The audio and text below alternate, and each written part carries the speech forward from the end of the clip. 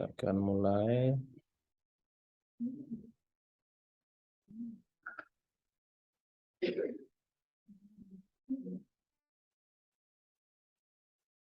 Oke, baik. Salam. Semua sehat toh? Oh, ini sehat tapi kok loyo-loyo nih. Oke, yang pertama mungkin Pak mau ucapkan selamat untuk yang kemarin sudah memberi diri untuk dibaptis, menguburkan manusia yang lama, manusia yang penuh dengan dosa, manusia yang punya tabiat yang selalu berontak, tidak tunduk pada kebenaran firman Tuhan, tapi mereka mau mengambil komitmen untuk menguburkan manusia yang lama itu dan hidup dalam kehidupan yang baru, bangkit bersama Kristus untuk menjadi manusia yang belajar untuk terus berkenan kepada Tuhan. Kemarin Ibu Nuni sudah sampaikan bahwa setiap hari baca firman, setiap hari baca Alkitab, paling tidak ada rema-rema firman Tuhan yang jadi penuntun dalam setiap hari. Nah, kali ini Pak akan sharing, kita ada di tema bulan ini, yaitu ada yang ingat temanya kah? Tema bulan ini dari minggu lalu, ini sudah minggu kedua. Tema bulan ini adalah mempermuliakan Tuhan melalui diri saya. Sekali lagi, glorify the King through me. Mempermuliakan nama Tuhan melalui saya. Dan ayat yang menjadi rujukan untuk kita sharing, kita diskusi sebentar, itu terambil dari Matius pasal 5 ayat yang ke-16. Matius pasal 5 ayat 16, silakan siapkan. Nanti saya minta tolong ini yang kemarin sudah lahir baru ini bisa baca. Denny bisa baca kok? Bisa baca Matius pasal 5 ayat yang ke-16. Ini baca. Matius 5 ayat 16.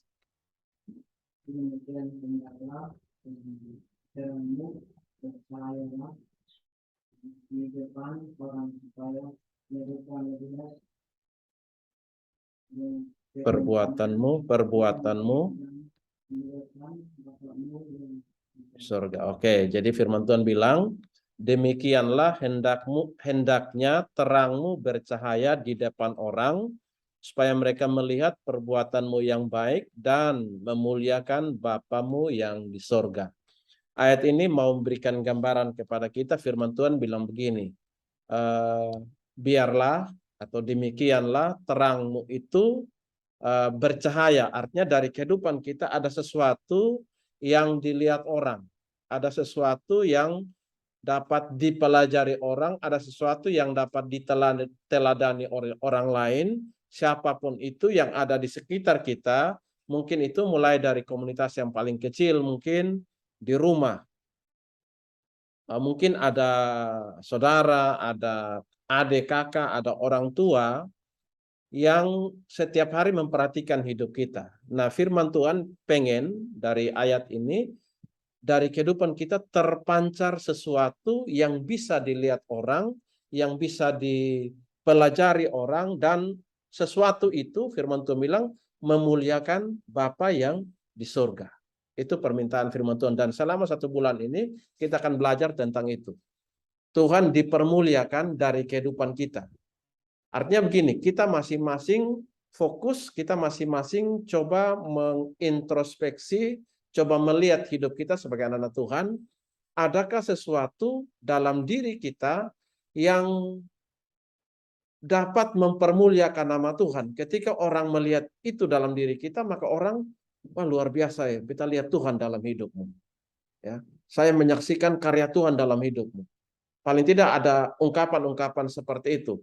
Kita perlu mengambil kesempatan untuk merefleksi, coba melihat apa sih yang orang lihat dari kehidupan kita. Nah, sekarang sebelum saya lanjut, saya pengen 1-2 orang boleh memberikan pernyataan begitu.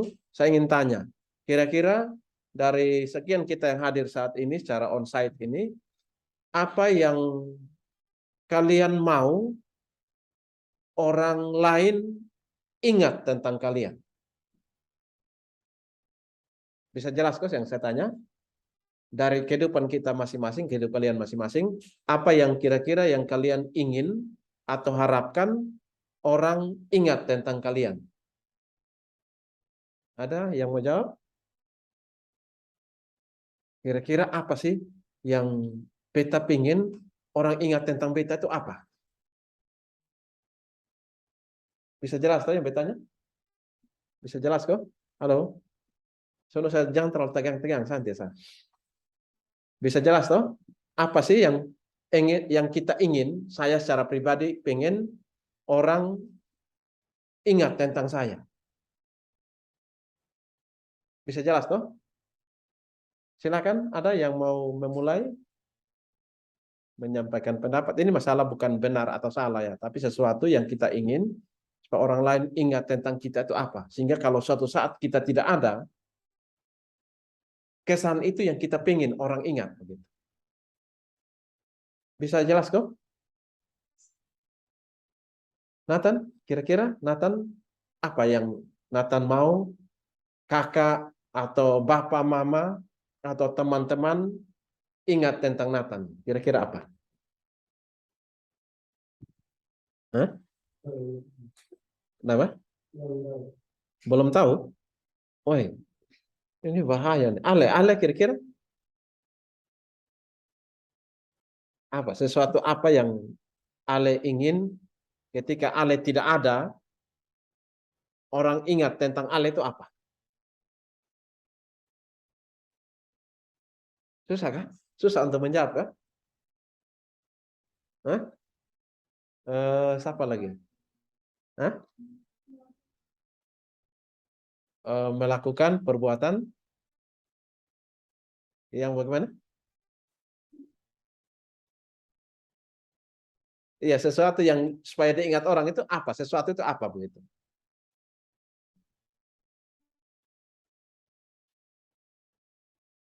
Ini siapa lagi? Noni kan? Yang baik, yang baik. Noni pengen ketika suatu saat Noni tidak ada. Maksud tidak ada ini bukan meninggal ya. Jangan langsung berpikir meninggal, oh jangan. Maksudnya tidak ada di mungkin Pikulia misalnya ya, tidak ada di Kupang misalnya. Noni pengen orang-orang yang pernah dekat dengan Noni ketika ada di Kupang, Noni pengen mengingat yang baik tentang Noni, perbuatan baiknya begitu. Ada yang lain kok? Samuel? Sama kok?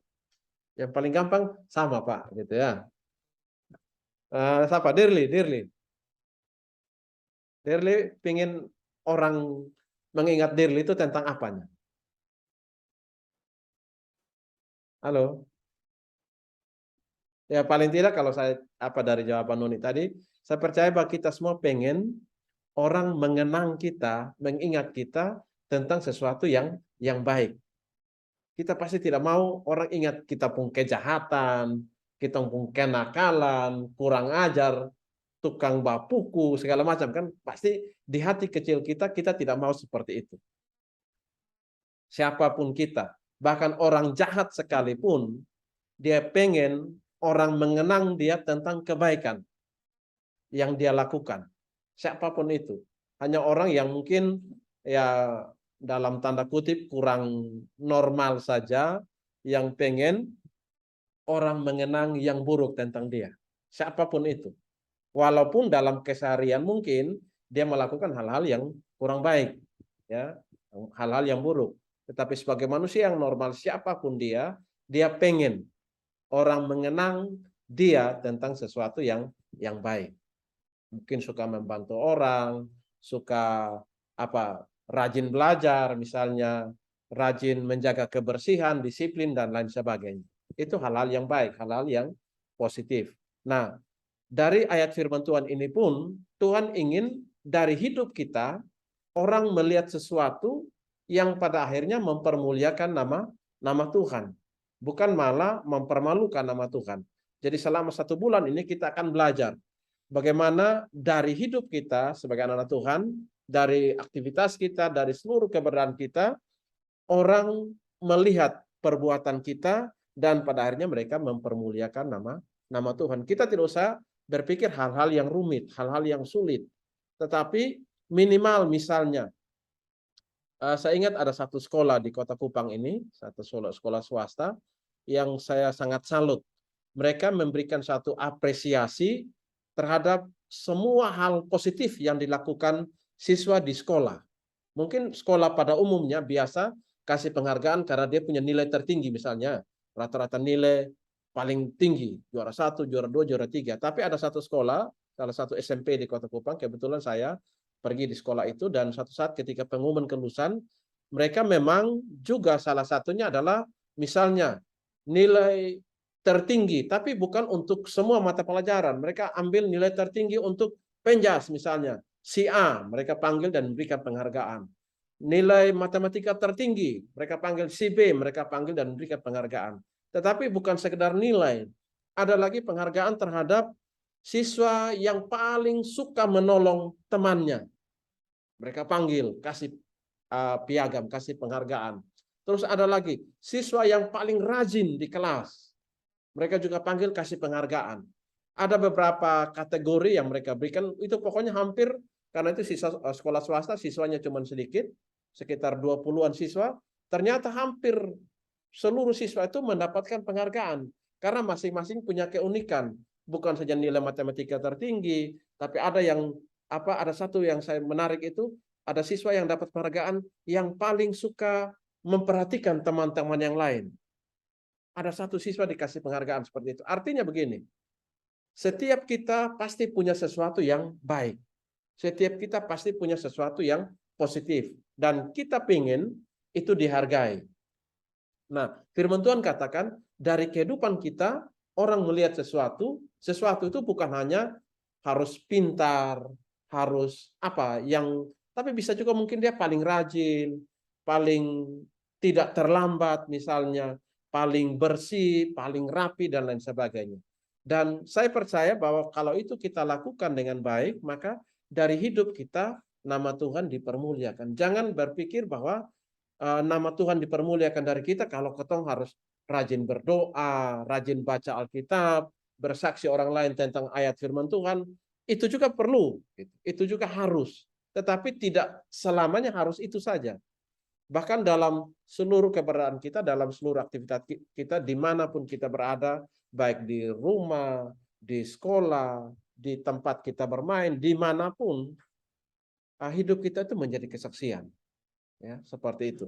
Nah, saat ini saya akan sharing mengapa kita perlu mempermuliakan nama Tuhan. Apakah Tuhan kurang mulia ya, sehingga kita harus mempermuliakan nama Tuhan? Apakah Tuhan berkurang kemuliaannya kalau kita tidak mempermuliakan nama Tuhan? Ya, kadang-kadang orang menganggap bahwa Tuhan, tanpa kita muliakan Tuhan pun, Tuhan kan tetap mulia.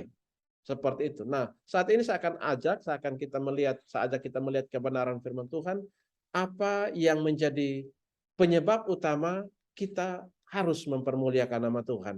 Saja kita lihat di Yesaya pasal 43 ayat yang ke-7. Ratu bisa baca. Yesaya 43 ayat yang ke-7.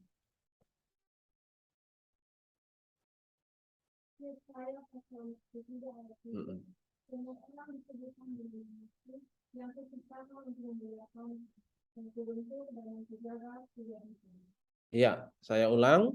Yesaya 43 ayat 7 bilang begini, semua orang yang disebutkan dengan namaku, yang kuciptakan untuk kemuliaanku, yang kubentuk dan yang juga kujadikan.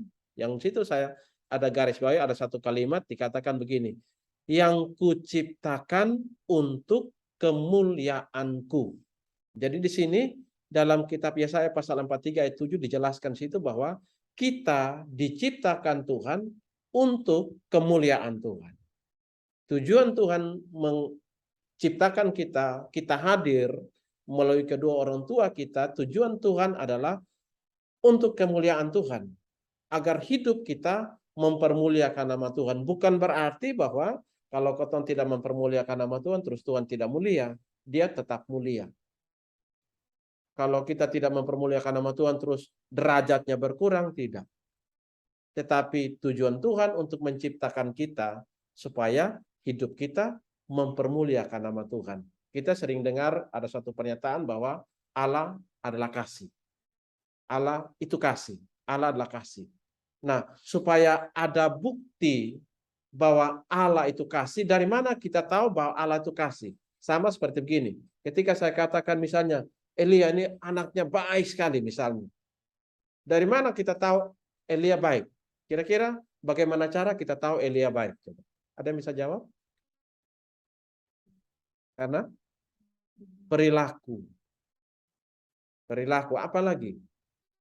Ada orang yang merasakan bahwa dia baik. Kan begitu toh? Kalau misalnya tidak ada orang yang merasakan dia baik, bagaimana kita tahu dia baik? Ada orang yang melihat perilakunya baik. Kan begitu toh? Artinya begini, ada perbuatan kebaikan yang dilakukan oleh Elia, maka kita katakan dia baik. Bisa jelas toh? Misalnya, saya katakan Glenn misalnya. Glenn rajin misalnya. Dari mana kita tahu dia rajin? Karena ada perbuatan yang menunjukkan dia rajin. Kan begitu toh? Ada tindakan. Nah, sama juga dengan kita katakan Allah itu kasih. Harus ada satu objek, sasaran untuk pernyataan kasih itu. Dari situ kita katakan bahwa Allah itu kasih. Kan begitu toh? Sama juga. Kenapa kita harus mempermuliakan nama Tuhan? Karena memang kita diciptakan Tuhan, didesain Tuhan, tujuan Tuhan adalah agar hidup kita mempermuliakan Tuhan. Mempermuliakan Tuhan ini, sebentar kita akan lihat bagaimana cara kita mempermuliakan nama Tuhan. Kadang-kadang orang berpikir mempermuliakan nama Tuhan, ya yang penting rajin ke gereja. Bisa berdoa, bisa nyanyi-nyanyi lagu rohani. Kalau nyanyi lagu dunia itu tidak mempermuliakan nama Tuhan. Orang kadang-kadang memberikan batasan seperti itu. Nah, sebentar saya akan bagikan untuk kita lihat berdasarkan kebenaran firman Tuhan. Bagaimana cara kita mempermuliakan nama Tuhan. Jadi, hal yang pertama saya mau tegaskan bahwa kita diciptakan Tuhan, tujuannya adalah agar hidup kita mempermuliakan nama Tuhan. Nah, bayangkan kalau setiap kita, ini ada berapa orang? 5, 10, 15, 20. Sama saya 21. Bayangkan kalau kita masing-masing melakukan tujuan Tuhan dalam hidup ini, bahwa kita diciptakan untuk mempermuliakan nama Tuhan, maka saya percaya orang yang melihat kita, lingkungan di mana kita berada akan berdampak. Mereka akan mempermuliakan nama Tuhan karena mereka melihat hidup kita mempermuliakan nama Tuhan. Jadi saya pengen sekali kita menyadari hal yang pertama adalah bahwa kita didesain Tuhan, kita diciptakan Tuhan untuk mempermuliakan nama Tuhan. Nah, sekarang kita akan melihat beberapa hal bagaimana, dengan apa kita mempermuliakan nama Tuhan. Saya ajak kita lihat di dalam Pertama Korintus pasal yang ke-6 ayat yang ke-20. Saya minta Dersa bisa baca. Pertama Korintus pasal 6 ayat 20.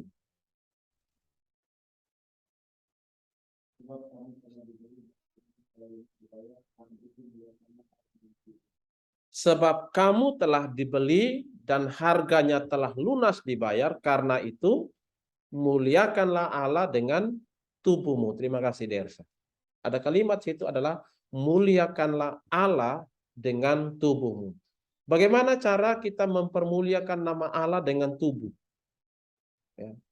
Mungkin ada yang bilang, mempermuliakan nama Tuhan dengan tubuh itu bisa dengan ikut menyanyi. Saya masih melihat ada 1-2 orang anak-anak di gereja yang kadang-kadang ketika ada pujian di gereja, duduk diam-diam malah nonton orang nyanyi.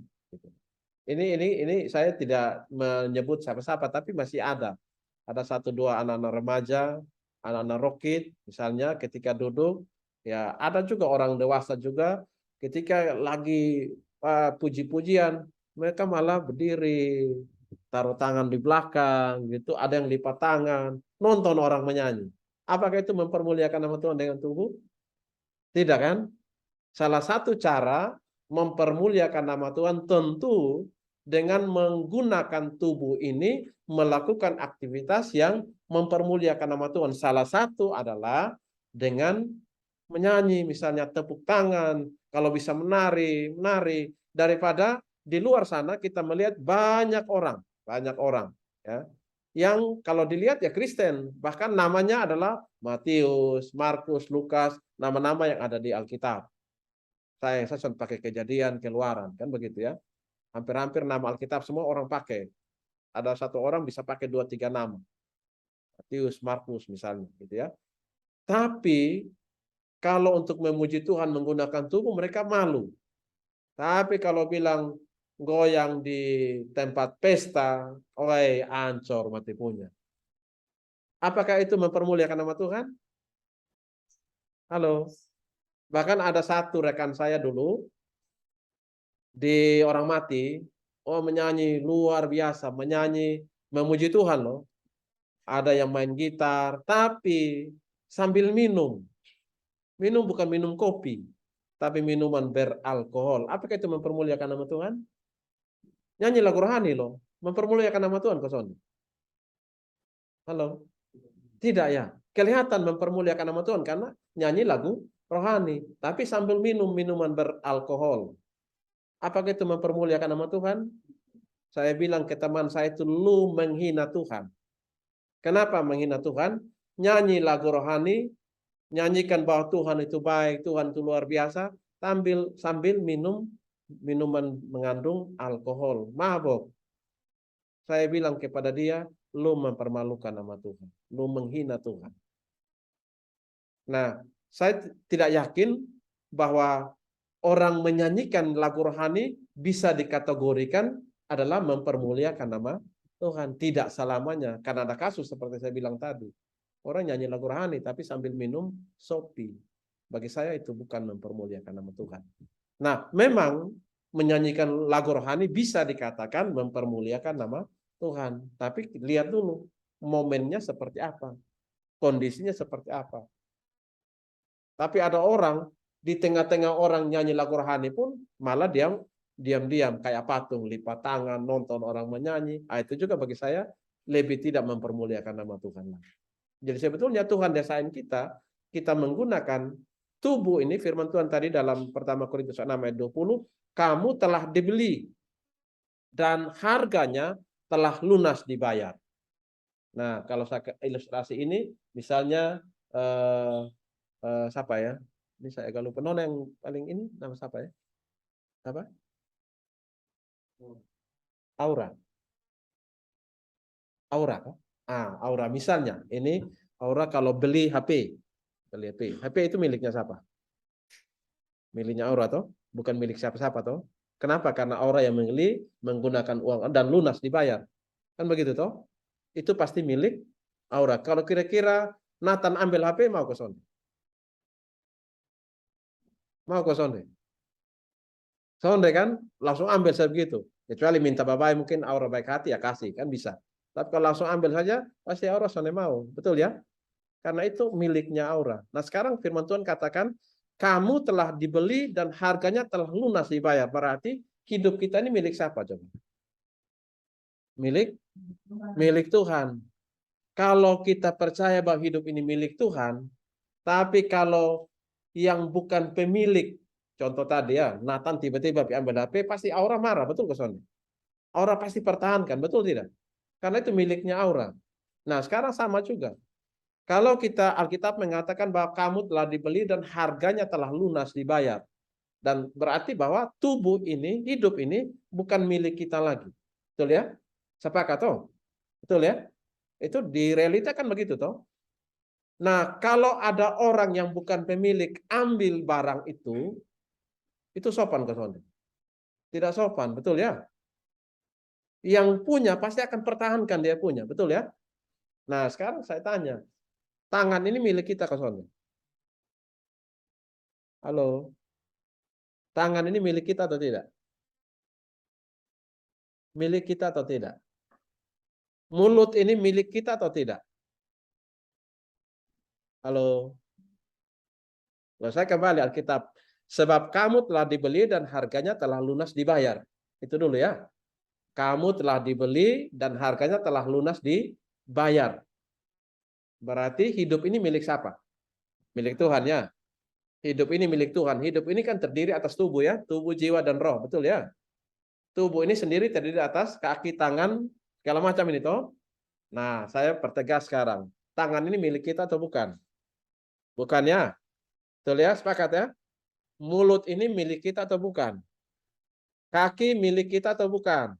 Bukan. Seluruh keberadaan ini bukan milik kita karena Alkitab bilang kamu telah dibeli dan harganya telah lunas dibayar. Tapi saya mau tanya sekarang, ketika tangan mau digunakan, pernah izin pemilik ke sonde? Halo, tangan ini mau digunakan, pernah izin pemilik ke sonde? Tidak ya? Sopan ke sonde? Kira-kira pemiliknya marah ke sonde? Mestinya marah. Kaki ini milik kita ke sonde? Halo? Tidak. Mulut ini milik kita atau tidak? Tidak. Kalau kita pakai yang bukan milik kita tanpa izin pemilik, baik kok sonde. Baik kok sonde. Sonde baik. Nah kalau Aura saja marah, HP-nya diambil misalnya, untung Tuhan sonde marah dengan kita, langsung papoko kita dengan hal-hal yang ya. Andaikan Tuhan seperti kita, ya, kita ambil yang bukan milik kita, itu milik Tuhan, oi bahaya. Sukena papoko orang Kupang bilang. Betul kok son? Ya sebelum papoko paling tidak sukena mengomel dulu ya. Ya kalau anak-anak Tuhan kan sudah mungkin bamaki ya, sudah mungkin ya. Kalau ada nak pulang bertobat ya, maksudnya begitu. Ada kok son di sini? Halo, ada kok? Soalnya ada ya. Soalnya ada yang mengaku maksudnya. Soalnya ada yang mengaku di luar sana ya kalau ada bertobat. Maksudnya begini. Kita harus menyadari seluruh hidup ini milik Tuhan. Bagaimana cara kita mohon izin dengan Tuhan menggunakan semua yang bukan milik kita yang ada milik Tuhan. Paling tidak kita menggunakan seluruh organ tubuh kita hanya untuk kemuliaan nama Tuhan. Bukan menggunakannya untuk hal-hal yang tidak mempermuliakan nama Tuhan. Ya, sepakat ya?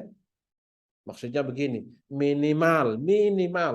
Mungkin tidak tiap saat sih. Tuhan, misalnya beta mau ambil HP, Tuhan mohon izin pakai tangan ambil HP. Atau Tuhan saya mau omong, Tuhan mohon izin pakai mulut untuk omong. Ya tidak harus seperti itu sih. Tapi minimal ketika bangun pagi itu dimulai dengan doa, Tuhan mohon izin. Saya pakai seluruh keberadaan hidup saya hari ini hanya untuk mempermuliakan nama Tuhan. Ya. Bagaimana kita mempermuliakan nama Tuhan dengan tubuh ini? Ya minimal dengan pertama rawat ini tubuh babai. Begitu ya. Jangan kamomos, jangan dadolek. Tahu kamomos toh? Ada orang bisa mengeluarkan biaya yang tidak sedikit hanya sekedar saya bilang merubah penampilannya supaya kelihatan cantik, kelihatan ganteng, kelihatan bersih, kelihatan sehat, tapi bukan untuk kemuliaan nama Tuhan, tapi supaya makan puji. Tahu makan puji toh?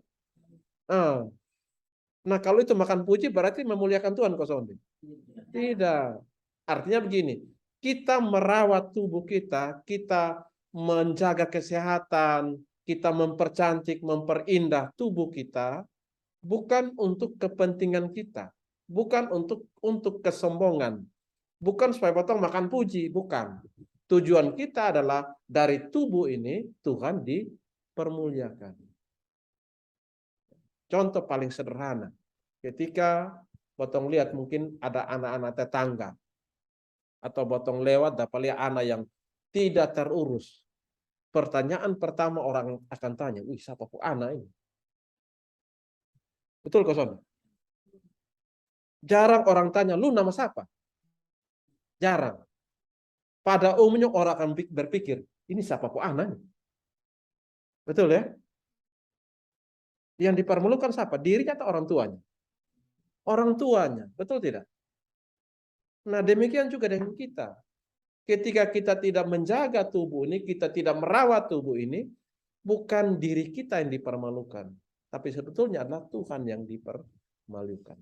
Jadi tujuan kita adalah menjaga tubuh ini, mempermuliakan Tuhan melalui tubuh ini minimal saya katakan.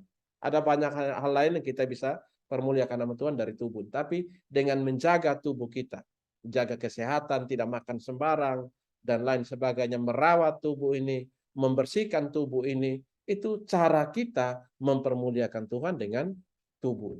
Amin.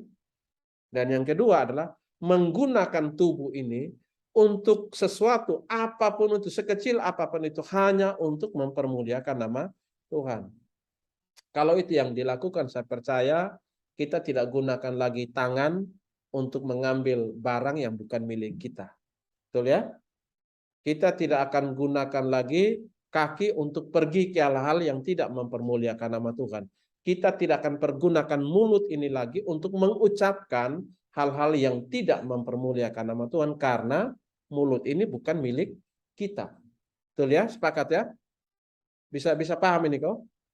Nah, ini kita perlu menyadari. Kadang-kadang kita mudah mengatakan bahwa hidup ini bukannya milikku lagi, tapi milik Tuhan. Tetapi saat menggunakan hidup ini, kita berbuat seolah-olah tubuh ini, hidup ini milik kita. Bukankah banyak orang Kristen yang melakukan seperti itu? Dan tidak usah omong jauh-jauh, saya sendiri pun kadang-kadang lupa dan menggunakan tubuh ini, mulut ini, untuk melakukan hal-hal yang tidak mempermuliakan nama Tuhan. Kemarin di beberapa anak roket yang beri kesempatan untuk dibaptis, saya bilang bertobat itu bukan hanya satu kali, tetapi setiap hari. Itu proses. Kita masih hidup dalam dunia, itu butuh proses. Jadi hal yang pertama adalah kita memuliakan Tuhan melalui tubuh kita. Sepakat ya? Saya berharap setelah mendengarkan kebenaran firman Tuhan ini, kita belajar. Tidak sempurna memang, tapi kita mulai belajar menggunakan seluruh keberadaan tubuh ini hanya untuk mempermuliakan nama Tuhan. Yang kedua, saja kita lihat di dalam Ibrani pasal 13. Ale bisa baca. Ibrani pasal 13 ayat yang ke-15.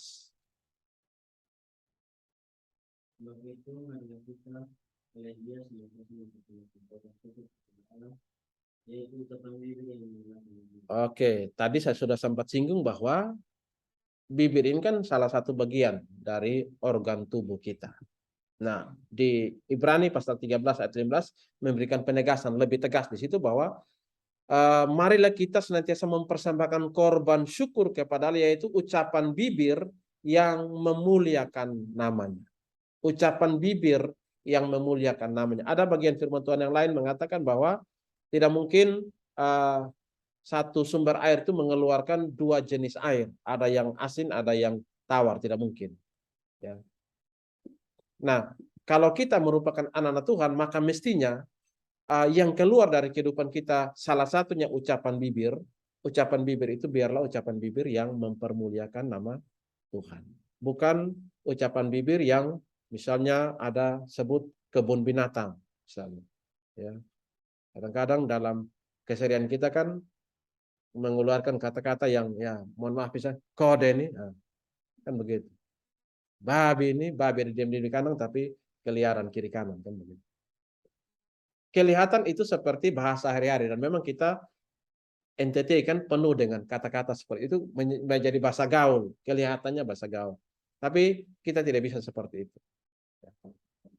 Mari kita biasakan dari ucapan bibir kita, ucapan bibir yang mempermuliakan nama Tuhan. Itu sebagai salah satu wujud bahwa kita menyadari bahwa tubuh kita bukan milik kita lagi, tapi milik Dia yang telah membeli hidup kita dengan harga yang lunas dibayar. Oke, saya lanjut. Yang ketiga, kita lihat lagi dalam pertama Korintus pasal 10 ayat yang ke-31. Samuel, siapa Elia? Perbuatan 1 Korintus pasal 10 ayat yang ke-31. Menjawab kita atau kita minum atau kita masukkan sesuatu yang lain bukanlah untuk kemuliaan. Oke, saya garis bawahi situ, lakukanlah semuanya itu untuk kemuliaan Allah. Sekali lagi, jika engkau makan, engkau minum, atau melakukan aktivitas apapun, lakukanlah semua itu untuk kemuliaan Allah. Ya. Kalau kita sebagai anak sekolah misalnya, ya, mari lakukan itu untuk kemuliaan nama Tuhan. Bukan sekedar supaya kau pintar, bukan. Apalagi sekedar mengikuti perintah guru, tidak. Sekarang itu di kurikulum sekarang kan namanya kurikulum merdeka. Ya, rata-rata sekolah sekarang minimal kalau SMP itu kelas 7, SD kelas 1 dan kelas 4, SMA, SMK itu kelas 10 minimal. Sekarang hampir semua sekolah sudah menerapkan kurikulum merdeka. Dan kurikulum merdeka ini menekankan kepada pembelajaran yang siswa merasa nyaman, siswa merasa bahagia, sehingga melakukan segala sesuatu bukan karena takut dihukum oleh guru, melakukan segala sesuatu juga bukan supaya dapat juara, misalnya dapat penghargaan, tidak. Tetapi melakukan segala sesuatu sebagai seorang siswa karena dia merasa bahwa dia perlu itu. Dia belajar matematika misalnya bukan karena terpaksa, tapi karena dia merasa perlu matematika. Dia belajar agama misalnya bukan karena supaya dia menjadi supaya dapat ranking, supaya dapat pujian, bukan. Atau mengerjakan itu karena takut nanti dikasih hukuman segala macam, tidak. Tetapi karena dia merasa perlu dia belajar agama. Nah, sama juga dengan ini, bahwa kita melakukan segala sesuatu itu untuk kemuliaan Tuhan karena memang kita menyadari bahwa kita memang didesain Tuhan untuk mempermuliakan nama Tuhan. Nah, saya ingin katakan bahwa saya sangat percaya, saya jamin firman Tuhan mengatakan kalau dia berjanji, dia pasti akan menggenapinya. Artinya begini, kalau kita menjadi pelaku-pelaku firman, di dalam kitab Ulangan itu dikasih pilihan. 2 pilihan kuperhadapkan kepadamu. Pertama, berkat.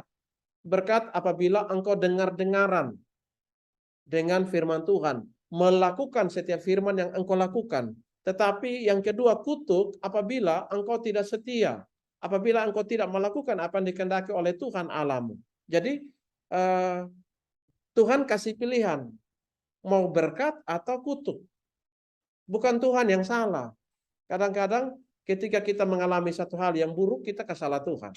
Kita kecewa dengan Tuhan, kita tinggalkan Tuhan. Padahal Tuhan kan memberikan pilihan. Lu mau pilih berkat atau mau pilih kutuk. Kalau lu mau berkat, maka ini yang harus lu lakukan. Tapi kalau lu tidak lakukan ini, maka kutuk yang lu akan terima. Itu pilihan. Nah, sama juga dengan ini. Saya percaya bahwa kalau kita menggunakan hidup kita, dimulai dari diri kita, mempermuliakan nama Tuhan, saya jamin. Ya, Alkitab berkata kalau engkau dengar-dengar dan melakukan setiap firman Tuhan, maka engkau pasti akan diberkati. Saya jaminkan itu. Allah tidak pernah berdusta. Alkitab bilang begitu. Kalau dia berfirman, dia pasti akan menggenapi. Nah, sebab itu saya ingin katakan kepada anak-anak roket yang luar biasa ini bahwa kalau kalian setia dengan Tuhan dan menggunakan hidupmu untuk mempermuliakan nama Tuhan, apalagi saya kalau di Komsel saya selalu bilang kepada rekan-rekan orang tua, kalau hari ini kita setia dengan Tuhan, anak cucu kita akan perkasa di bumi. Artinya begini, kesetiaan orang tua, pengorbanan orang tua mengiring Tuhan, itu akan berdampak kepada anak-anaknya. Akan berdampak kepada generasi berikut. Jadi itu janji Tuhan. Dan saya percaya bahwa ketika kita secara pribadi pun mempermuliakan nama Tuhan melalui semua yang kita lakukan, itu pasti akan dapat bagian. Ya, masa depan yang penuh harapan Tuhan bilang di dalam Yeremia 11 ayat 29 ayat 11. Aku tahu rancangan apa yang ada padaku mengenai engkau. Itu rancangan masa depan yang penuh harapan. Masa depan yang gilang gemilang. Masa depan yang luar biasa. Tuhan punya rancangan itu. Nah, kadang-kadang kita mengatur pilihan kita sendiri. Padahal Tuhan memberikan pilihan seperti itu. Nah, saya ingin katakan sekali lagi, kalau kita mau menikmati penggenapan janji Tuhan dalam hidup ini, mari mulai melakukan bagian kita adalah mempermuliakan nama Tuhan melalui seluruh aktivitas kita, melalui perbuatan kita, melalui tindakan apapun yang kita lakukan. Mungkin kelihatan sulit, tetapi kalau kita mau mulai, minimal saya punya prinsip dulu ketika saya mulai belajar ikut Tuhan, saya mulai dari perkara-perkara yang kecil. Karena memang firman Tuhan bilang begitu. Kalau engkau setia dalam perkara kecil, maka engkau akan dipercaya dalam perkara-perkara besar. Perkara kecil itu apa? Mulai dari ucapan. Menghindari mengucapkan hal-hal yang tidak mempermuliakan nama Tuhan. Menghindari. Tidak ada gunanya kita mengucapkan hal-hal yang tidak mempermuliakan nama Tuhan. Kemudian yang kedua, mulai dari ucapan juga. Belajar bertanggung jawab. Omong apa itu yang dilakukan.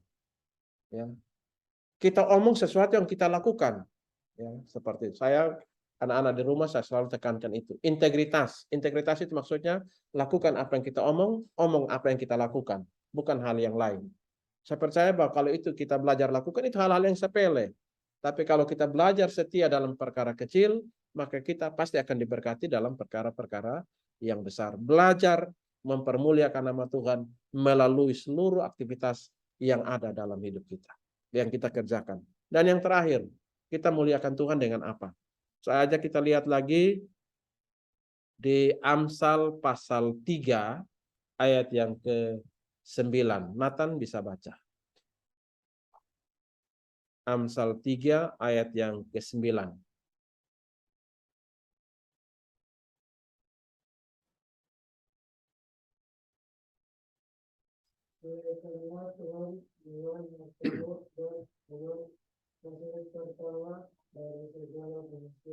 Muliakanlah Tuhan dengan hartamu dan dengan hasil pertama dari segala penghasilanmu. Terima kasih Nathan. Jadi dengan apa kita mempermuliakan nama Tuhan? Alkitab mengatakan dengan hartamu. Ada yang punya harta di sini? Halo, harta itu apa sih? Noel, kira-kira menurut Noel harta itu apa sih? Sesuatu yang berharga. Oke. Ada yang lain? Harta itu apa? Sesuatu yang berharga berarti contohnya apa, Noel? Uang, Uang, perhiasan, orang mungkin saudara. kendaraan. Oke, yang lain? Oke, terima kasih Noel. Ada yang lain? Harta kira-kira apa ya? Halo, Jojo? Harta? Misalnya? Hah? Hah? Yang paling disayangi gitu ya, itu harta. Oke, ada yang lain lagi? Sekarang saya mau tanya, masker ini hartanya saya atau bukan? Halo, hartanya saya atau bukan? Harta itu apa sih? Baik, terima kasih untuk yang pendapat tadi. Bagus, bagus. Tapi jangan sampai kita membatasi harta itu hanya sesuatu yang berharga. Sebetulnya harta itu bicara tentang semua yang menjadi milik kita, gitu ya. Semua apapun itu harta. Jadi kalau misal saya punya sebidang tanah, maka sampah yang ada di situ, batu yang ada di situ, rumput yang ada di situ, bagian dari itu tanah atau bukan? Bagian itu tanah toh? Jadi kalau segala sesuatu yang ada di tanah itu pasti bagian dari itu tanah. Termasuk rumah yang ada di situ, mobil yang ada di situ, ya, emas yang ada di situ. Jadi harta tidak sekedar sesuatu yang berharga, tetapi semua yang ada dalam hidup kita yang menjadi bagian kita itu harta. Suara itu harta loh. Betul tidak? Apapun yang ada dalam hidup kita itu harta. Walaupun tadi di awal saya bilang bahwa seluruh hidup kita telah dibeli, itu milik Tuhan. Tapi Tuhan berikan kepercayaan kepada kita untuk menggunakan itu, untuk mengelola itu, ada dalam kontrolnya kita, ada dalam kuasanya kita untuk mengelola segala sesuatu yang ada dalam hidup ini. Nah, firman Tuhan katakan, muliakanlah Tuhan dengan hartamu. Artinya begini, sesuatu yang ada padamu, gunakan itu untuk kemuliaan nama Tuhan. Contoh, sini semua rata-rata punya HP ya. HP itu milikmu atau bukan? atau dipinjamkan oleh orang tua. Jadi pinjam sah. Halo, ini punya masing-masing HP kok, punya masing-masing toh, itu hartamu, hartamu. Nah, firman Tuhan katakan muliakanlah Tuhan dengan hartamu. Semua HP sudah install Alkitab kok? Oke. Jangan sampai karena memori terlalu banyak, simpan game lebih baik daripada Alkitab. Alkitab hapus.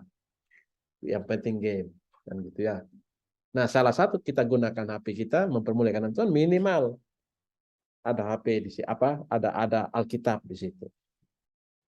Mempergunakan teknologi yang ada untuk mempermuliakan nama Tuhan. Sesuatu yang ada dalam hidup kita, termasuk tadi saya katakan tubuh ini, ya, di awal. Harta ini kan segala sesuatu yang ada dalam hidup kita. Mari kita pergunakan itu untuk kemuliaan nama Tuhan. Apapun yang kita lakukan, apapun yang kita kerjakan. Ya. Saya di rumah, saya selalu mengajar anak-anak saya di rumah, lu kerja apa saja, jangan untuk menyenangkan hati orang tua. Tapi di situ lu belajar sesuatu untuk mempermuliakan nama Tuhan. Tuhan dipermuliakan tidak. Kalau Tuhan dipermuliakan, lakukan itu. Jadi, sekali lagi, bagian yang terakhir dari kita memuliakan Allah dengan cara apa? Mulai dengan apa yang ada pada kita. Jangan batasi. Harta itu bicara tentang yang berharga. Tidak terbatas ke situ. Ya. Semua yang ada dalam hidupmu, pergunakanlah itu untuk kemuliaan nama Tuhan. Ya, bisa paham ya? Kemudian yang terakhir, itu tadi dengan apa kita mempermuliakan nama Tuhan. Nah, sekarang saya akan ajak kita melihat yang terakhir, aktivitas apa ya kita mempermuliakan nama Tuhan. Yang pertama saja kita lihat dalam Lukas pasal 17 ayat 15 dan ayat yang ke-16. Gerson bisa baca? Lukas pasal 17 ayat 15 dan ayat yang ke-16.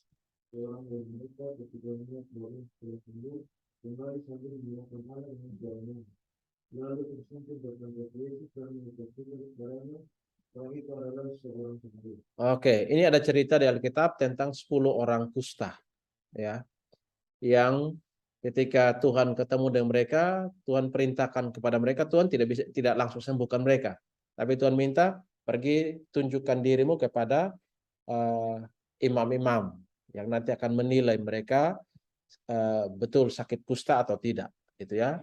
Ternyata ketika mereka bertindak untuk melangkah pergi menemui para imam untuk menunjukkan tubuh mereka, dalam perjalanan mereka mengalami kesembuhan. Jadi Tuhan tidak perintah mereka, Tuhan tidak berfirman, sembuhlah engkau, tidak. Tapi Tuhan minta kepada mereka, 10 orang ini untuk pergi kepada para imam, untuk memperlihatkan kondisi mereka, karena imam ini punya kemampuan untuk melihat apakah mereka betul sakit kusta atau tidak. Tetapi yang luar biasa ketika mereka bertindak, berjalan, 10 orang ini mengalami kesembuhan. Ya, disembuhkan dari penyakit kusta mereka. Tetapi Alkitab mencatat dari 10 orang ini, hanya satu yang kembali cari Yesus untuk mengucap syukur, memuliakan Allah dengan suara nyaring. Dan Alkitab bilang lagi, dia itu adalah seorang Samaria. Kalau kita bawa dalam konteks kehidupan real kita hari ini, ibarat kalau orang Yahudi itu orang Kristen, nah orang Samaria itu yang non-Kristen misalnya ya. Dan ke-10 orang ini semua sakit kusta. Dan memang bukan Tuhan yang sembuhkan mereka kalau dalam tanda kutip ya. Bukan Tuhan yang langsung jamah mereka. Mungkin kalau di Alkitab bilang taruh tanah atau taruh ludah segala macam, atau Tuhan jamah, semua tidak. Tuhan hanya bilang, kamu pergi ketemu ibarat mungkin pendeta misalnya, tunjukkan dirimu kepada pendeta untuk nanti dilihat lu penyakit kusta atau tidak. Tuhan tidak bilang lu akan sembuh di tengah jalan, tidak. Tetapi dalam perjalanan mereka mengalami kesembuhan. Kalau dalam konteks kita hari ini, mungkin bisa dikatakan secara tidak langsung, bukan Tuhan yang sembuhkan mereka. Tapi tiba-tiba terjadi kesembuhan di jalan, kan begitu. Tuhan tidak langsung jamah mereka sembuh, tidak. Nah, Yang luar biasa ada satu orang, dan itu bukan orang Kristen dalam konteks hari ini ya. Mungkin dia orang agama lain lah, seperti itu. Mungkin orang Muslim kah, Hindu, Buddha gitu ya. Dia sadar bahwa dia disembuhkan, dia ingat Tuhan, dan dia kembali cari Yesus dan mengucap syukur dan mempermuliakan nama Tuhan. Tuhan bilang begini, yang lain di mana? Ya, yang lain itu orang Kristen loh. Tapi mereka tidak kembali dan mempermuliakan nama Tuhan. Mungkin saking senangnya, mungkin saking sukacitanya, mereka bikin pesta di rumah, kelihatannya ucapan syukur. Ucapan syukur karena sembuh dari kusta. Gitu ya. Tapi mereka lupa untuk betul-betul mempermuliakan nama Tuhan dari peristiwa kesembuhan itu. Nah, Tuhan pengen kita sebagai anak-anak Tuhan belajar selalu mengucap syukur. Ya, dari setiap peristiwa hidup yang kita alami untuk mempermuliakan nama Tuhan. Minimal, ya saya selalu menggunakan kata minimal. Bangun pagi, tidak perlu berjam-jam untuk doa, tidak harus. Karena kan harus siap ke sekolah toh, harus siap ke kampus dan lain sebagainya. Minimal begitu buka mata, ada ucapan yang keluar, Tuhan terima kasih. Tuhan masih beri kesempatan saya hidup hari ini. Dan bilang di Tuhan, Tuhan saya akan pergunakan hidup ini untuk mempermuliakan nama Tuhan. Minimal seperti itu, saya pikir itu sudah menyenangkan hati Tuhan. Tapi jangan sampai begitu bangun dengan baik, kok bangun. Jangan sampai orang tua lagi yang pipa pokok lagi, woi bangun sudah terlambat kemana-mana. Sebegitu mata kabur-kabur, lari salah-salah, pi kamar mandi, sikat gigi segala macam, siap ke sekolah, tidak tahu berdoa. Nah, firman Tuhan katakan, mari belajar mengucap syukur. Karena ucapan syukur itu mempermuliakan nama Tuhan. Ucapan syukur juga, orang yang bisa mengucap syukur itu adalah orang yang puas dengan hidupnya. Ya, bisa terima apa yang ada dalam hidupnya. Orang yang merasa puas dengan hidupnya, dengan apa yang Tuhan anugerahkan hari ini, orang yang bisa mengucap syukur. Tapi kalau orang seorang yang pernah puas dengan hidup ini, ya, ada yang mungkin mengeluh, kenapa beta bukan lahir sebagai anaknya Jokowi misalnya? Kenapa beta harus punya bapak seperti ini, punya mama seperti ini, yang cerewetnya minta ampun? Nah, itu mengucap syukur tidak akan pernah keluar dari sikap seperti itu. Nah, orang yang bisa mengucap syukur adalah, sekali lagi saya bilang, bahwa orang yang merasa puas dengan apa yang Tuhan beri hari ini. Sekecil apapun, hidup ini Tuhan masih beri, bukan karena alamiah begitu, tidak. Ya, mungkin barusan yang Mas dengar, mungkin viral, Sekda NTT. Tiba-tiba kecelakaan tunggal dan Tuhan panggil. Padahal masih dari acara keluarga dan segala macam. Gitu ya. Hidup ini rahasia Tuhan. Kalau Tuhan masih beri kesempatan untuk kita menikmati hidup ini, mari kita belajar mengucap syukur. Dan ingat, ucapan syukur itu pasti mempermuliakan nama Tuhan. Yang berikut, tinggal 2 lagi. Yohanes pasal 17 ayat yang keempat. Noni bisa baca untuk kita? Yohanes pasal 17 ayat yang keempat.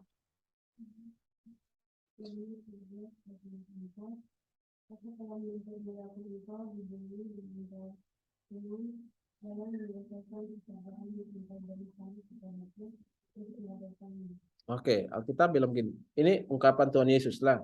Di Yohanes pasal 7 dikatakan, dia omong kepada Bapa, doanya kepada Bapa, aku telah mempermuliakan engkau di bumi dengan jalan menyelesaikan pekerjaan yang engkau berikan kepadaku untuk melakukannya. Nah, hal yang kedua yang saya mau bagikan, cara kita mempermuliakan nama Tuhan adalah dengan menyelesaikan apa yang ditugaskan Tuhan untuk kita lakukan. Sekali lagi, cara kita mempermuliakan nama Tuhan adalah dengan menyelesaikan tugas yang diberikan kepada kita oleh Tuhan. Tugas itu bisa jadi melalui orang tua kita, melalui gembala, melalui coach di Rocket ini misalnya, melalui guru di sekolah, melalui siapapun yang Tuhan berikan otoritas dalam hidup kita sebagai anak Tuhan. Itu bicara tentang rencana Tuhan yang harus kita kerjakan, yang harus kita tuntaskan. Nah, ternyata firman Tuhan katakan di sini bahwa mempermuliakan nama Tuhan dilakukan dengan cara menyelesaikan pekerjaan, menyelesaikan tugas yang diberikan.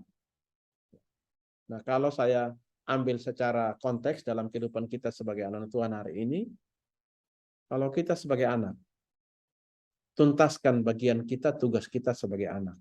Kalau kita sebagai siswa, tuntaskan tugas kita, pekerjaan kita sebagai seorang siswa, sebagai mahasiswa. Cara kita mempermuliakan nama Tuhan adalah dengan menuntaskan, menyelesaikan bagian yang memang harus kita kerjakan. Bagian kita. Saya percaya dimanapun kita, baik di rumah, di sekolah, di kampus, di lingkungan manapun, ada tanggung jawab yang harus dituntaskan. Nah, cara untuk kita mempermuliakan nama Tuhan adalah dengan mengerjakan bagian kita, porsi kita. Tuhan itu luar biasa. Ya. Bukan Tuhan tidak mampu untuk menciptakan kita langsung menjadi pengusaha besar. Bisa tidak? Atau minimal begini. Bisa tidak Tuhan ciptakan kita langsung besar kayak seperti saya gini ya? Bisa tidak? Halo? Bisa tidak? Tuhan bisa tidak? Bisa. Tuhan Maha Kuasa kan? Bisa kosong. Bisa. Langsung jadilah engkau Yapi sebagai seorang guru misalnya. Jadi. Bisa tidak? Sangat bisa. Tuhan kita Maha Kuasa. Tapi kenapa Tuhan harus izinkan kita harus terlahir dari bayi, ya, dari menjadi kemudian bayi menjadi anak-anak, menjadi remaja seperti sekarang, menjadi pemuda, menjadi tua, tua bangka terakhir kan begitu toh? Betul Goson? Ada proses, betul ya? Bukan Tuhan tidak bisa untuk langsung jadi seorang gubernur misalnya. Tuhan berfirman, jadi. Tetapi ada proses yang Tuhan izinkan kita harus lewati. Amin. Ada tahapan-tahapan yang harus kita lewati. Harus dituntaskan. Istilahnya begitu. Untuk naik kelas misalnya. Kan harus ulangan, harus belajar. Betul ya? Naik tingkat mahasiswa. Kan harus belajar. Nanti ada tes, ada ujian. Itu proses, itu tahapan yang harus dilewati.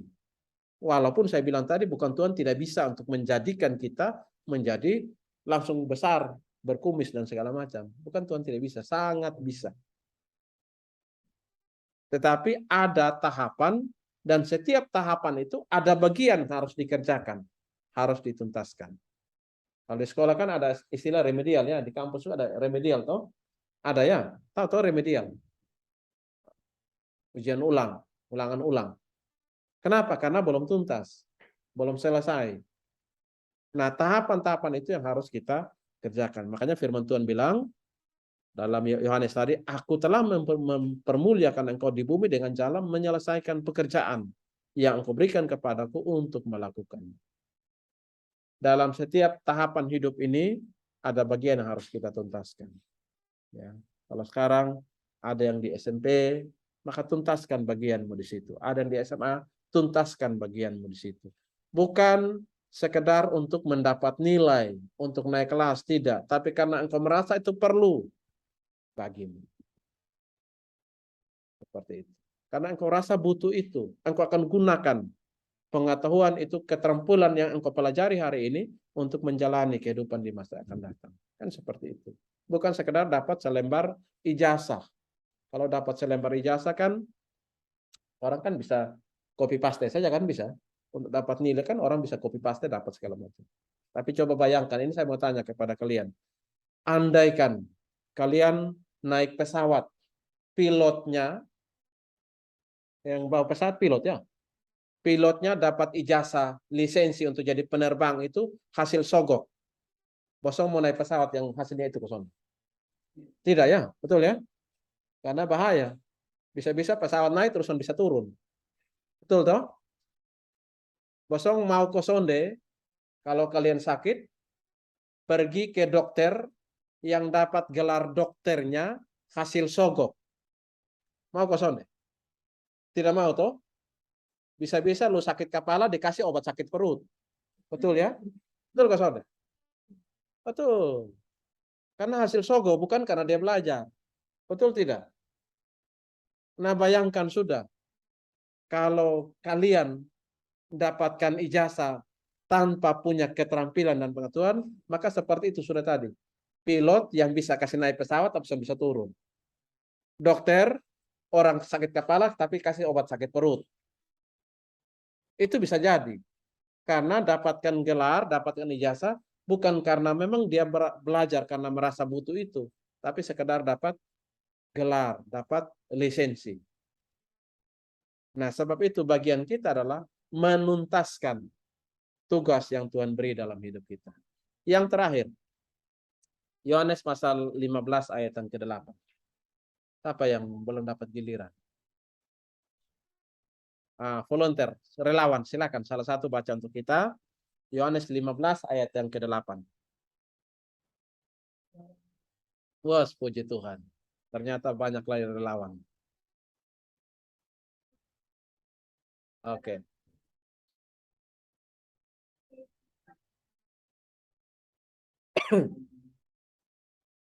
Oke. Dalam hal inilah Bapakku dipermuliakan, yaitu kalau bagaimana? Jika kamu berbuah banyak, terjadi pelipat gandaan, terjadi multiplikasi.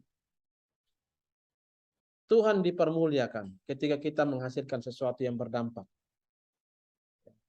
Memberi buah itu kan bicara tentang dampak, hasil. Dan hasil itu kalau itu mempermuliakan nama Tuhan, kita berhasil. Kita sukses melaksanakan tujuan Tuhan dalam hidup ini. Kadang-kadang begini, kita berpikir kalau misalnya saya berbuat baik kepada Nathan, saya berharap Nathan balas perbuatan baik saya. Ya, itu alamiah. Tapi saya ingin katakan pada kesempatan kali ini, Alkitab katakan barang siapa menabur, dia pasti menuai. Nah, menuai ini tidak harus dari tempat, misalnya saya berbuat baik kepada Nathan, terus Nathan harus berbuat baik kepada saya, tidak harus. Tapi Alkitab menjamin bahwa kita pasti menuai. Menuai itu bisa saja dari orang lain. Tapi mungkin yang lalu dalam kegiatan roket yang lalu saya pernah kasih ilustrasi, kalau kita semua ini, ada 20-an orang di sini, semua berbuat baik. Semua berbuat baik. Artinya semua menabur. Alkitab menjamin kalau kita semua menabur pasti menuai. Betul ya? Kalau semua kita menabur, pasti kita menuai. Itu Alkitab yang bilang begitu. Dan saya secara pribadi mengalami itu. Ada banyak pengalaman dalam hidup saya yang saya saksikan. Semakin banyak kita menabur, semakin banyak kita menuai. Maka perbuatan hidup kita akan berbuah, akan berdampak. Kalau semua kita berlomba-lomba untuk menabur, kita pasti akan menuai. Kita jangan lihat orang, kita jangan tunggu orang. Makanya tema bulan ini kan mempermuliakan nama Tuhan melalui saya, melalui diri saya. Kita stop untuk melihat orang. Ya, kalau sekarang di sekolah itu yang saya bilang tadi kurikulum merdeka ada tiga kata yang menjadi dasar semangat. Yang pertama tergerak, yang kedua bergerak, yang ketiga menggerakkan. Tergerak itu berarti mulai dari diri. Misalnya jangan buang sampah sembarangan, ya dimulai dari diri. Ada sampah yang berserakan dipungut, itu dimulai dari diri. Rajin, apalagi ketekunan dan segala macam itu mulai ada tergerak dari diri sendiri. Kemudian setelah kita tergerak, dimulai dari diri kita, kita bergerak. Bergerak itu artinya mulai tunjukkan kepada orang lain, memberi pengaruh kepada orang lain, memberi contoh kepada orang lain. Dan yang ketiga itu menggerakkan, artinya mengajak orang untuk bersama-sama memulai sesuatu yang baik. Nah, pola ini pun kalau dalam mengiring Tuhan kita mulai, ya, kalau ini bulan kan memuliakan Tuhan mulai dari diri. Bulan depan itu muliakan Tuhan mulai dari keluarga, melalui keluarga. Itu bisa jadi kelompok yang kecil bisa berdampak kalau dimulai dari pribadi-pribadi yang ada dalam kelompok itu berbuah, berdampak seperti itu. Nah, saya ingin ajak kepada kita semua pada saat ini, di tema bulan ini untuk glorify, mempermuliakan nama Tuhan. Saya percaya bahwa kalau kita adalah pribadi-pribadi yang belajar mempermuliakan nama Tuhan, dimulai dari diri kita dengan cara dan apa yang kita bisa lakukan seperti tadi saya sudah bagikan, saya percaya bahwa akan ada banyak komunitas-komunitas, kelompok-kelompok yang nanti akan beramai-ramai mempermuliakan nama Tuhan. Kita jangan mimpi kota ini menjadi kota kasih kalau pribadi-pribadi yang ada dalam kota ini tidak melakukan kasih. Betul ya?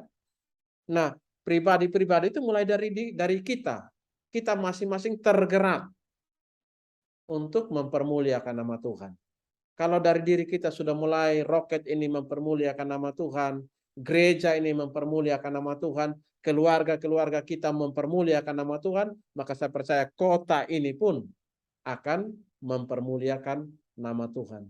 Jangan hanya jago berdoa, Tuhan, biar negeri ini, negara ini mempermuliakan nama Tuhan, provinsi ini mempermuliakan nama Tuhan, kota ini mempermuliakan nama Tuhan. Tapi kita tidak mulai dari diri kita untuk mempermuliakan nama Tuhan. Saya rindu semua kita hari ini bukan hanya anak-anak roket, saya pribadi pun punya satu komitmen untuk mempermuliakan nama Tuhan mulai dari diri kita. Apa yang kita bisa lakukan? Apa yang kita bisa kerjakan? Mari mulai kerjakan itu untuk mempermuliakan nama Tuhan. Kiranya firman Tuhan ini memberkati kita, dan saya akan berdoa untuk kebenaran firman Tuhan ini, biar ini menjadi pedoman bagi kita, menjadi kekuatan bagi kita untuk belajar. Mulai dari apa yang kita bisa kerjakan dari diri kita, biar hidup kita mempermuliakan nama Tuhan. Mari kita berdoa. Terima kasih Tuhan, kami bersyukur untuk kebenaran firman-Mu yang sudah kami dengarkan. Kami rindu Tuhan, hidup ini, hidup yang telah Engkau beli dan telah lunas Engkau bayar. Hidup ini mempermuliakan Engkau. Terima kasih untuk setiap kebenaran firman yang sudah kami dengarkan, yang sudah kami pelajari bersama. Biar itu menjadi dasar penuntun bagi kami. Untuk kami mau belajar mempermuliakan Tuhan dimulai dari diri kami. Sebab Tuhan, hamba lepaskan berkat bagi setiap anak-anak-Mu yang hari ini mendengarkan kebenaran firman-Mu untuk mempermuliakan nama Tuhan dari hidup ini. Berkati setiap anak-anak-Mu Tuhan dalam tumbuh kembang mereka, dalam keluarga mereka, dalam komunitas mereka, dalam pendidikan mereka. Tuhan berkati. Roh Kudus yang terus mengingatkan, membimbing, menuntun mereka untuk belajar dari hal-hal yang kecil yang dapat mereka kerjakan. Belajar mempermuliakan nama-Mu Tuhan. Dari tubuh mereka, ucapan bibir mereka, dari seluruh aktivitas mereka, dari seluruh keberadaan mereka. Berkati anak-anak-Mu Tuhan. Pendidikan mereka, masa depan mereka, taruh dalam tangan-Mu Tuhan. Tangan Tuhan yang terus menopang, menyertai. Allah sumber dalam hidup mereka. Terus memberkati anak-anak-Mu Tuhan. Hati yang terus berharap kepada-Mu Tuhan, taruh di hati mereka. Hidup yang terus mengandalkan Engkau, taruh dalam kehidupan mereka. Dan biar masa depan yang penuh harapan menjadi bagian mereka. Mungkin ada yang berdoa untuk keluarga mereka, untuk orang tua mereka. Tuhan berkati keluarga mereka, orang tua mereka. Roh takut akan Engkau menguasai mereka. Yang berdoa untuk pendidikan mereka, kesulitan-kesulitan yang mereka alami. Tuhan berkati. Finansial mereka Tuhan berkati. Dalam nama Tuhan Yesus. Terima kasih Bapa. Berkati anak-anak-Mu Tuhan, sehingga bertumbuh dalam pengenalan yang benar akan Engkau. Dan hidup mereka mempermuliakan nama-Mu. Kalaupun sebentar Tuhan, anak-anak-Mu akan menabur untuk pekerjaan-Mu. Tuhan berkati setiap benih yang sudah disiapkan. Berkati taburan benih mereka. Di dalam nama Tuhan Yesus, kami sudah berdoa dan bersyukur. Haleluya. Haleluya. Amin. Baik, puji Tuhan, kita akan nyanyikan satu pujian. Nanti sudah di upload ya, dan yang persembahan nanti di ini karena mulai minggu ini kan Ibu Nuni sudah sampaikan di grup, nanti persembahan dijalankan seperti itu. Kita akan nyanyikan satu pujian dan setelah ini kita akan mengakhiri ibadah kita.